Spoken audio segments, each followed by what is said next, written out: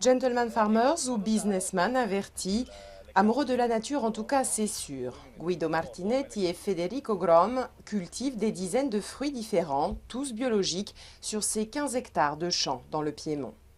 L'idée de sélectionner les meilleures matières premières pour fabriquer des glaces, les deux amis l'ont eu il y a une dizaine d'années. Pari risqué pour ces Turinois qui ont décidé de monter leur entreprise à un moment où la consommation et la croissance en Italie étaient déjà en berne. Aucun de nous deux ne savait faire les glaces, c'était quand même un premier problème. Moi je suis économiste, je mangeais de la glace, mais bon, pour le reste, Guido, lui, est œnologue de formation, donc il en savait un peu plus, mais pas beaucoup.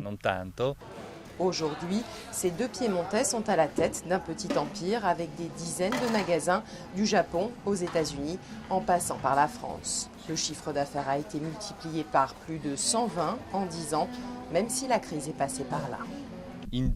Sans aucun doute, nous ressentons la crise, mais c'est difficile d'évaluer combien précisément elle nous touche, parce que faire des glaces, c'est bien entendu être très conditionné par la météo, s'il pleut par exemple. 10 ans après, l'esprit de la société, lui, n'a pas changé.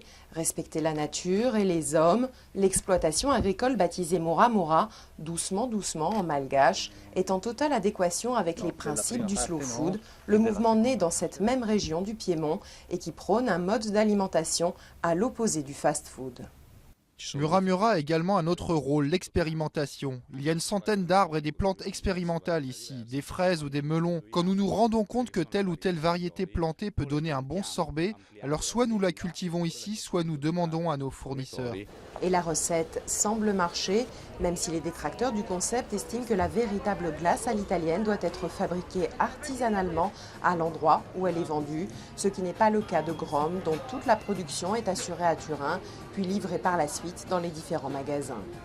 Je préfère ces glaces-là plutôt que les autres dans la rue derrière, par exemple, qui seront peut-être faites avec des produits ou des parfums chimiques. J'ai un certain âge et ces glaces, eh bien, elles ont presque le goût des glaces que je mangeais quand j'étais jeune. Une success story à l'italienne et un pied de nez à la crise qui frappe le pays. Une aventure aidée aussi par des températures records en Italie ces derniers mois. Avec des anticyclones venus d'Afrique, juin par exemple a été le plus chaud de ces 10 dernières années.